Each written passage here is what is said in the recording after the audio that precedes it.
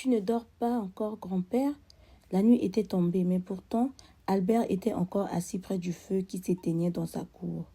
Non, et toi alors? Tu as vu l'heure qu'il est? Rosia, tu as été active de toute la journée. Je me demande si tu ressens la fatigue. Je n'ai pas sommeil en fait. Pourtant, ta grand-mère m'a fait savoir que tu as eu une journée bien rude aujourd'hui. Tu es debout depuis 6 heures. Tu as même été à la rivière, comme toutes les autres. Ça fait partie de mon quotidien, grand-père. N'empêche, tu dois aller te coucher. Nous avons assez pris de la chaleur devant ce feu comme ça. Rentrons maintenant. Albert se mit debout, s'apprêtant à regagner la maison, mais sa petite fille toucha son bras. Grand-père. Oui, Rosia, quelque chose ne va pas?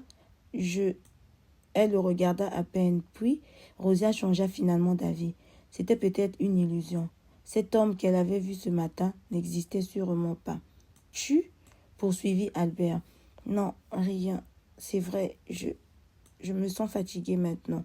Rentrons nous coucher, ma petite fille. Oui. Ils rentrèrent à l'intérieur rejoindre sa grand-mère qui dormait déjà depuis longtemps. Ponctuelle comme la bonne villageoise qu'elle était, Rosia se trouvait déjà avec Coma comme entendu pour se rendre à la rivière. La nuit qui venait de passer lui avait fait comprendre qu'elle se bernait d'illusions au sujet de cet inconnu.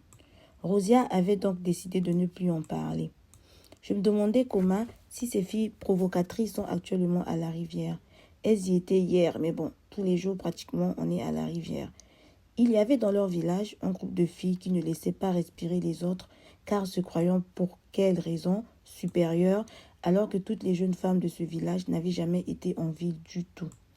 J'espère qu'elles ne t'ont pas embêtées. On va leur régler leur compte si elles s'y trouvent. Des fois, je me demande l'âge que tu as, Coma. Rosia en rigola. Ce fut à cet instant qu'elle s'aperçut de quel chemin elles avaient emprunté. C'était le même. Grande fut sa surprise d'apercevoir au loin, au même endroit, le même homme, malgré qu'ils étaient assez cachés par des buissons. Mais oui, ces filles n'ont pas à nous chercher, Rosia. C'est moi qui te le dis. Sursautant, Rosia laissa tomber son bidon qu'elle avait en main. Coma fit autant. Il est toujours là, Coma, dit en panique Rosia, en pointant du doigt le lieu où ils étaient allongés. Les deux se rapprochaient lentement et sûrement vers l'inconnu. Tu crois qu'il respire encore? En plus, il se trouve loin de la portée des gens.